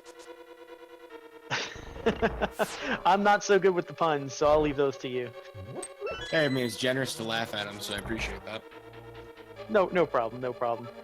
I was going to make a quip about Ganon maybe being allergic to margarine, and that's why it had to be butter, but... Also acceptable, I enjoy that. So we're just basically going to clean up some enemies, rush through this room, light those torches, and take on Land Molas. I'm curious to see if he's going to use, with the half magic, he's got the fire rod out. I would assume he's just going to use fire rod strats, but with the butter sword, a couple spin attacks should have it. So I'm curious to see how he's going to clean up this fight here. Yeah, there's a convenient fire rod equip already, so I mean, with half magic and the guaranteed refill. The guaranteed refill being a good reason to use fire rod here. That's a good point, yeah. Though with like 12 or 14 shots to work with, I mean, should be able to wrap this up okay. Gets a couple there, and...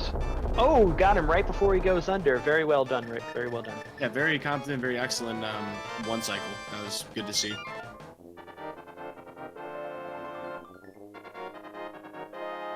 Well, this is turning out to be a very fast seed. Oh yeah, definitely. We're an hour and 20 in. We are one dungeon from completing all of the crystal dungeons, and then we will be on our way to Ganon's Tower. I'm actually curious though, as to why he had swapped right there to mirror right before the end of the fight.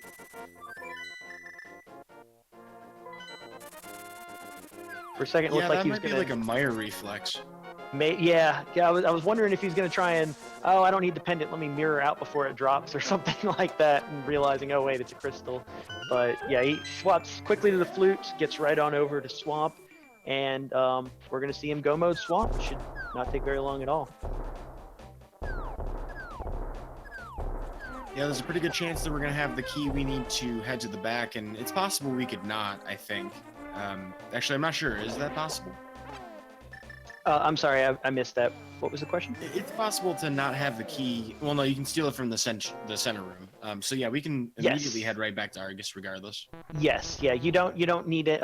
Basically, if you go to the right of the hookshot chest, which is the key it expects you to get for that first lock, that's the only key required. And then the last key right before the boss is in that same room under a pot. So you can go straight to the boss.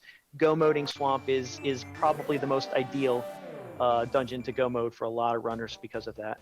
I'm so used to never being able to that I forgot for a moment exactly. Yeah, it's not often you get to go mode Swamp because with so many, it's item rich. Usually you have mirror and flippers somewhere in the middle, so it makes a nice case for itself to do it as a check before a lot of other places. But yeah, in this case, when mirror is our go mode item, you get to see that wonderful, but not often, go mode Swamp.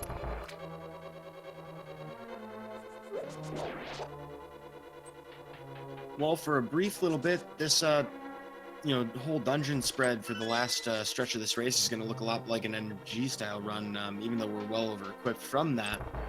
We'll be pretty much just looking at execution at this point. We're not opening anything extra if we don't have to. Right, and especially again, he's got that butter sword. At this point, you don't even really need the silvers, unless you just were a little bit more uncomfortable with the timing. But again, as experienced runners, both of them, I'm sure know how to do these silverless fights. So with butter sword, I wouldn't expect them to check anything else trying to get silvers.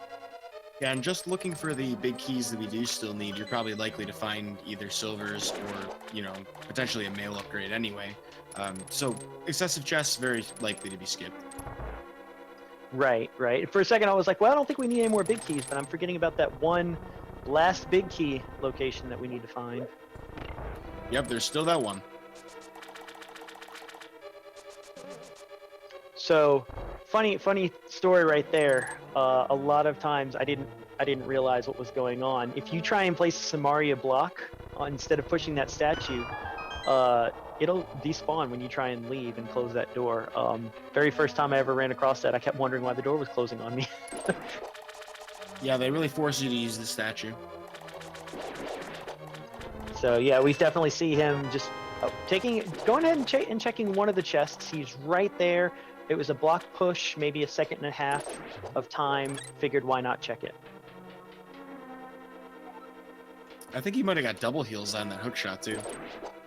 Yeah, that's something I actually recently had discovered, is that I think it has to do with frame data, but if you pick up hearts with a hookshot or a boomerang, it actually has a chance of doubling the hearts that you get, and it makes that little sound, the little bleep sound that you get whenever you're doing a heart refill. Well, no zero cycle attempts here for Argus, one of the hardest boss kill strategies in the entire game that is completely unnecessary. But, you know, definitely a good fight anyway. Looks like it's going to be one cycle. Yep. Taking out the fire rod, charging that sword. He's just going to wait for him to jump up, hit him in the corner, and then fire. Oh, maybe he's not. Yeah, he had his sword charged the wrong way, so did not to do it. Couple spin attacks, though. Nice and easy. There's our big key. All right. Wait, I'm sorry, I missed that one. Oh, he just got a big key off that. I said, so there's our big key. But speaking of big keys, I believe we're headed to Ganon's Tower. Yep, so we play a little game here in the randomizer community. You care to give them a quick rundown of what we're playing? Yeah, certainly. So we're heading to Ganon's Tower, and there are 22 chests that can contain the big key. It could be anywhere, and we like to try and make a guess and see where we think. So if you guys want to go ahead and get guesses in chat, just place a number 1 through 22 in there and see where you think the big key is going to be. I'm hoping personally that it is in its vanilla location. I always love seeing it right there. You have to go all the way through the Armos fight, and then boom, first chest you check right there. Interesting, I like it. I'm personally a fan of Bob. I've always believed in Bob. I always believed in Bob, huh? I don't know if he's going to survive this encounter with Rick, but even if he doesn't, chest number 14 if you go with what is kind of traditional routing. Right. Well, we'll see which way he goes.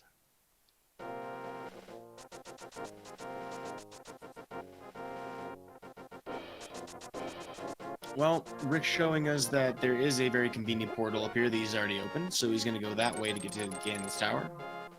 Yep, it's a little bit quicker.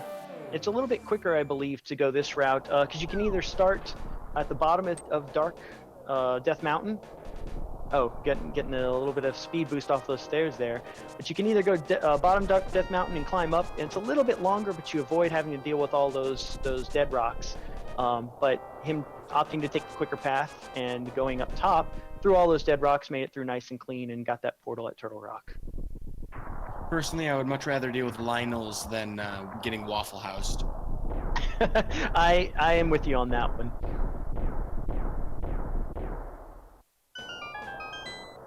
All right. Looks like we are heading into Ganon's Tower. So if you hadn't gotten your guesses in, it's too late now. Let's see where it's going to end up. As he decides to check the traditional first two chests here on the right side. Chest number 1 is a heart piece, while chest number 2 is a big 20. Certainly not much that we care about finding at this point. Even if we had a key, we'd be able to go further to the right, but now it's pretty straightforward where we're heading next. Item number 3 here is going to be a vanilla small key, and that is the death of Bob for me.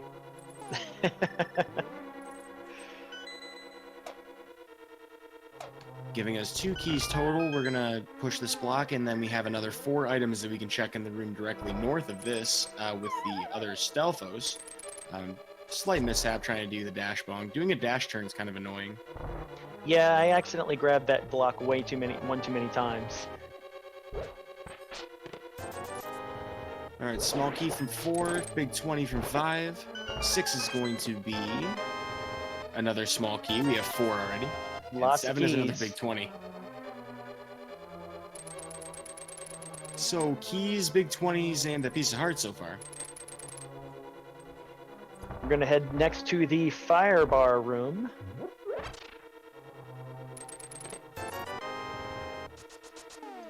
Just 5 rupees there. Unlike Ice And Palace, this fire bar is not lonely. Which count? That was about 8, right? Yeah, that was 8. And then grabbing the key under that pot just in case. Oop, hookshotting the wrong way, but basically getting a nice little peg invincibility there to go through those fire spikes. Excuse me. Chest number 9 is going to give us a small bomb bag upgrade, so that's just 5 more to our capacity that we definitely don't need. Well, I Randomizer mean, room's coming. if you're wanting to bomb this wall and still have enough bombs to blow smoke in Ganon's face, you may need that bomb upgrade. We have enough bombs at this point to resemble a boss explosion. a Trinex explosion specifically. Actually, I'm gonna firm maybe on that. So 10 bombs, 11 arrows, 13 map, and 14 we got a blue mail. So, Or no, that was 13. No, you just counted the last one. oh, sorry. But yeah, But blue mail. yeah, blue mail. This in Ganon's Tower. So they've gone. Both runners had gone the entire race with just the green mail, but luckily had enough hearts to keep themselves pretty healthy. Getting a little bonk over there to avoid that teleport, as he's gonna head on up here, and we'll see what Bob's got for us. Yeah, so I mean, it's pretty timely find for a mail upgrade. I mean, this is one of the most challenging parts of the game, so never a better opportunity here. Bob, unfortunately, is a disappointment with yet another small key. That's because it wasn't truly Bob. Yeah, you know what? Actually, I accept that. Headcanon accepted. So we're gonna get a Armos fight, setting up for a nice quick kill here, taking out those first 2. Oh, unfortunately getting knocked a little bit, so he's just gonna, have to do with what he can with the ice physics. One way that runners can prepare for this fight a little bit better, because you saw that Rick tried to do that fast kill by getting to the top of the screen, you can shoot 1 or 2 of those arrows at the beginning of the fight to the left, and that'll actually delay them from starting their rotation. Arrows, 15, rupees, 16, and 17, worthless. yeah, that was nothing, and there went my call. So, yeah, if anyone's got above 18 so far, your hopes are still alive. We only got a few more chests to check.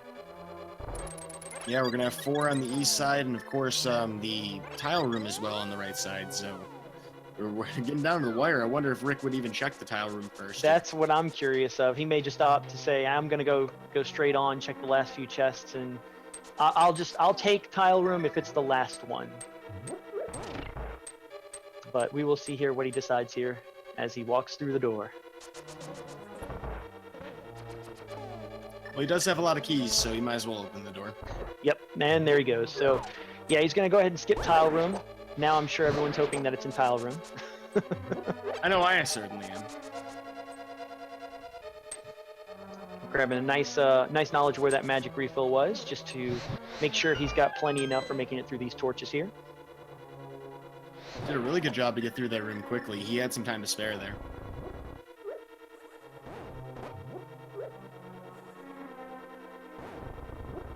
Ooh, just missing that orb. Unfortunately, has to throw an extra block there, but quickly enough makes up for it and gets to the next room. So 19 is a compass, 20 is the heart piece, 21, or I'm sorry, was that 20? Yeah, that would have been 20. Yeah, that's 20. So 20, whoever had 20 was correct. Whoever had big 20s in their mind all seed long.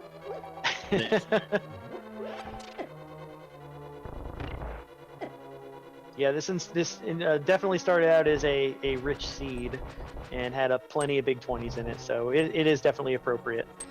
Congratulations to GFE_12 for guessing 20. The dream was alive and it never died, unlike Bob. Rip Bob. Oh, unfortunately missing that second arrow there, trying to set up for a quick kill on the second guy. Suddenly that shield seems like a good idea. Yep. Wouldn't protect him from those beams, but it definitely protected him from the fire from the mimics there. The but mimics. he definitely makes it through. A little damaged, but not broken. He does still have a blue potion, and I can't think of much of a better time to use that, or if he has any other potion. But He is may be pretty trying close. to make his way to the fairy room, just to save that potion for the Ganon fight. As right up here, if he makes it through here successfully, he can grab those fairies. Oh, and Wow, what a opting, madman. indeed, he's opting to go through the gauntlet with no heals. Uh-oh, down to half a heart. This would be a time to maybe look at that potion. Potentially forgetting that he has no fairies. And there he goes. Okay, we're safe again. It's okay. Chat pointing out that he may have just been waiting to use some more magic. That would be sensible. That makes sense. And he's a sniper with that fire rod. Wow. Yeah, and seeing as he was grabbing that extra little magic pot there, yeah, he's definitely going to just be grabbing magic, using magic, grabbing magic, using magic, and getting through this as quickly as possible. Deciding to dash the skeleton there instead of fire rod.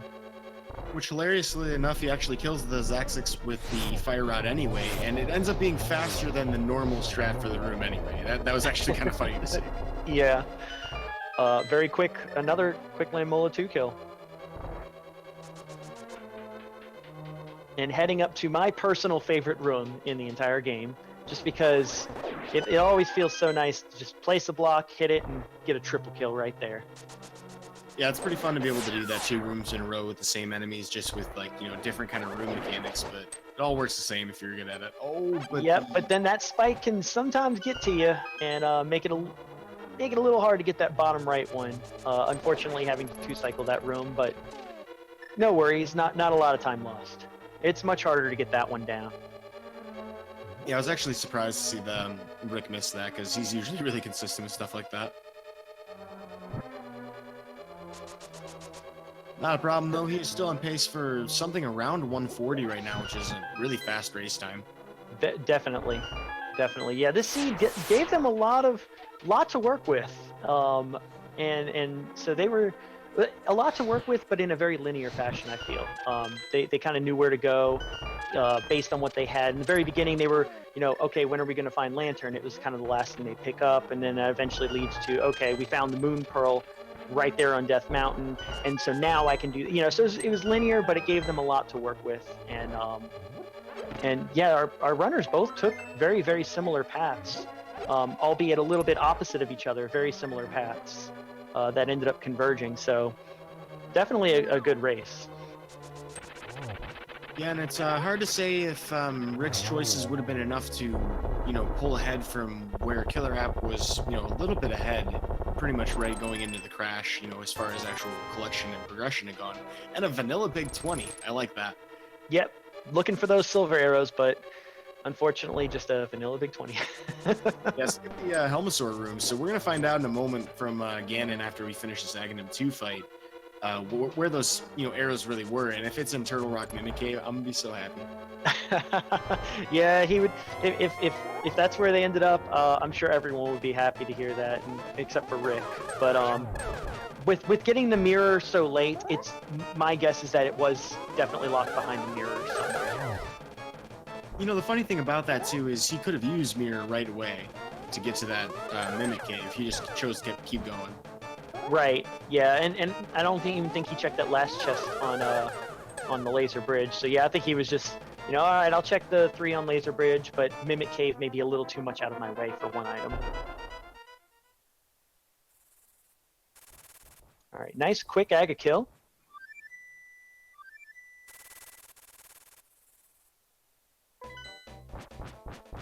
As we head into our Ganon fight with Butter Sword and almost full hearts. I believe he still has 1 blue potion, or did he only? It might be a green potion. I don't know. Yeah, I know I think he has a potion. Yeah, I believe he went and bought 2 earlier, and I've seen him use 1. So. Yeah, then he would definitely have a blue potion still. Nice location there in the bottom of the screen where you can kind of keep hitting him and bouncing into the wall. Nice thing about Butter Sword is that, or Golden Sword, is he only needs 6 slashes to increment phase 1 and phase 2, so he's going to get an easy 1-in-1 cycle here. Taking a couple bat hits though. Still have to be careful as they can sneak up on you. And Ganon hits like a tank. He does indeed, yeah. That Ganon hug can hurt. Does 8 hearts if you have green mail. And opting to go ahead and just take that heal, not taking his chances. He's very confident that, you know, he'll just hit the torch, get a few hits on Ganon. Dark World, interesting. So I don't believe that means it was mirror locked. Tis a mystery. I'm trying to think of where that would be. Yeah, well, he got the torch glitch there, which if you light that bottom left torch as it goes out before the other one goes out, then the right one stays lit. As you see there, he had all the time in the world to hit that left one. Makes it a little bit easier for magic consumption, especially since he's doing the silverless. You have to basically a few frames right before the teleport to get an attack off. Most runners opt to sword spin because, well, you do a little bit more damage over more frames, more likely to get that hit in there. So you'll see him dodging bats there and doing a spin right before he teleports in order to get damage on him. Yeah, so I mean, those sword spins, the animation for the spin is active for considerably longer than a sword slash, but you actually can use sword slashes. I think it's a 2-frame window to do it, and if you mess it up, it's just gonna freeze Ganon, so it's really annoying. But that's enough for Rick to finish it up, so we should have an official Speed Racing TV time for him in just a moment as he crosses the threshold. The GG's out there in chat for Rick for finishing this up so quickly. Yeah, and GG's to KillerApp. Unfortunately, had that crash, but he was racing really well, slightly ahead at the time. So who knows how this actually would have turned out there in the end. Yeah, rough way to have your week 6 match go, but shout outs to KillerApp for the amazing performance they put on for us today, because it was definitely a very close race up until we had that crash. Definitely a lot of fun to watch, and it looks like we have an official time there of 1 hour 40 minutes and 49 seconds. So GG's Rick on that finish.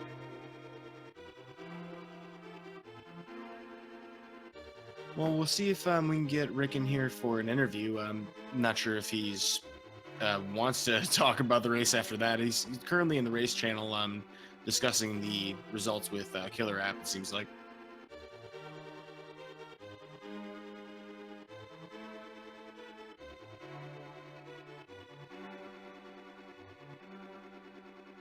But I'll see if I can get him into the commentary channel with us here.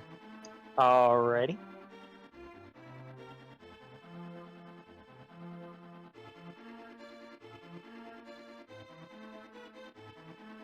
So other things to point out, though, we have a lot of matches on the schedule.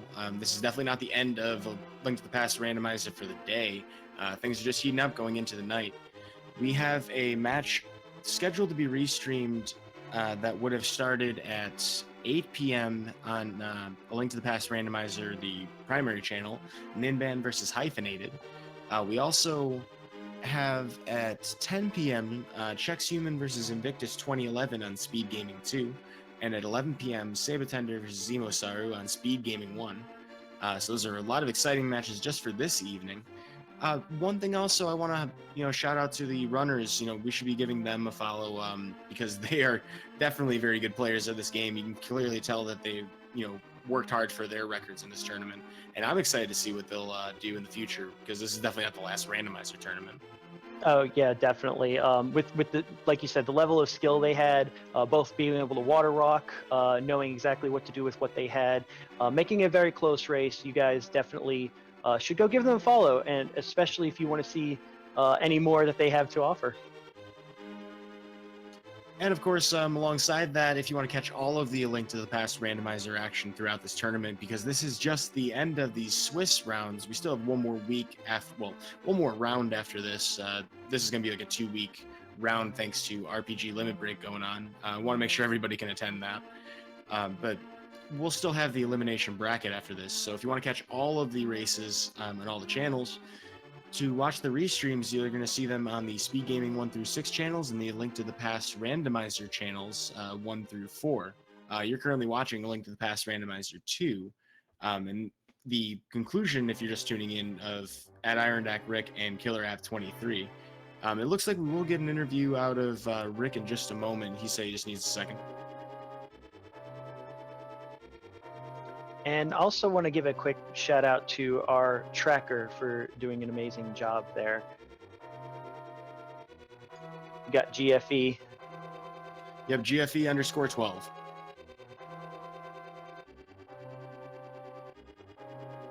So send them some love as well. Give them a follow.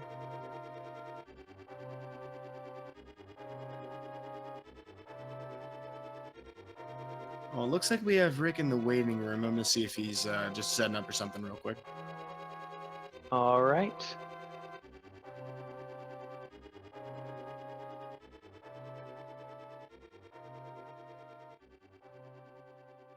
Yeah, this was definitely a fun race to watch there.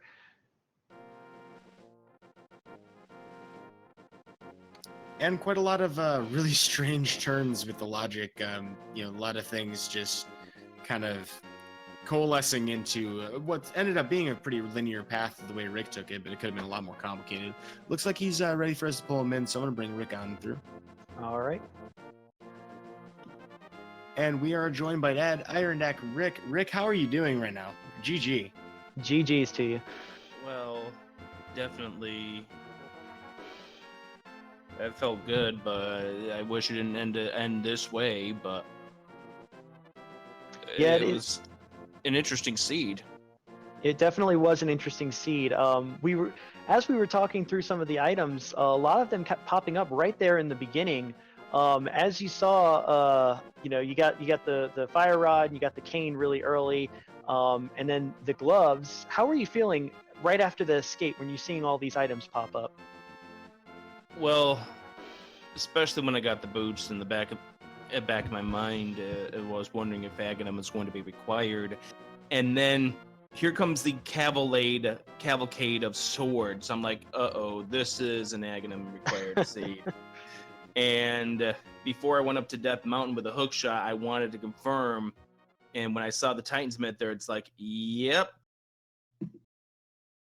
Yeah, that was actually a check that KillerApp had made in the beginning. As you had routed down to Kakariko, he went ahead and made that early check. So I think right off the bat, he was aware. But you both basically took the same routing choices through a lot of the beginning. And arrived at gonna have to do Aga before Death Mountain. Yeah, because you don't want to go up there without the Titansmith, because what if the Moon Pearl's up there? And in this case it was.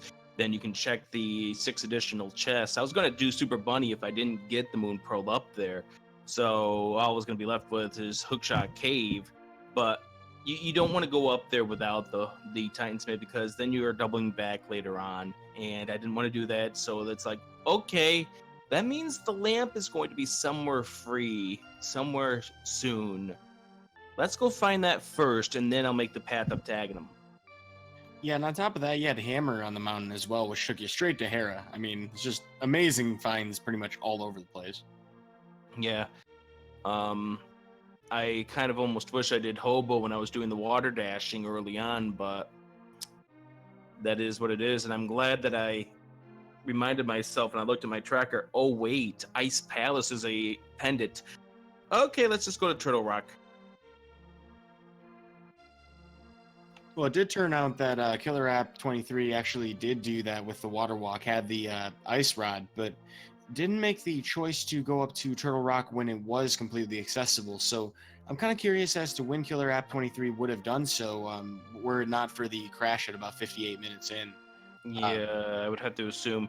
What did he have for crystals at that point?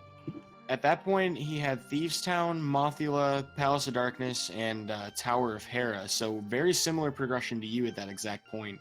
He was maybe like a couple of checks ahead of you. But it's hard to say if his routing would have taken him the same way, because you had pretty much God vision at that point. I would have probably had the thought process at that point, if I was KillerApp, to do the stuff right there with the Village of Outcasts, the Fire Rod and Skullwoods, the Thieves Town play. And then if nothing shaked up, probably go up to the mountain. But, you know, hindsight's 2020. It's unbelievable the fact that Mira was up there, but I felt really good about myself up there. And then Ganon Tower, hey, guess what? You're gonna have to go right side. Yep. Yeah, we were the whole time wondering if the seed was going to give you guys the mirror or if it was going to give you the book, in which case you'd be able to do desert, but still, you know, couldn't do swamp. So where would that take you? But definitely made the right call by going up Turtle Rock there, finding that mirror, and at that point it was go. Nice go mode swamp. Yeah, I just wish I didn't take the death in Turtle Rock there to the lasers. It's like, I didn't realize I was right in the path of it when I was trying to run up, and whoops, okay, I guess we're doing this again. Yeah, look, fortunately you had that entrance right there by the big chest, so you didn't lose too much time, but yeah, it was like, oh, okay, all right. I don't know if he decided to just skip out on that last chest.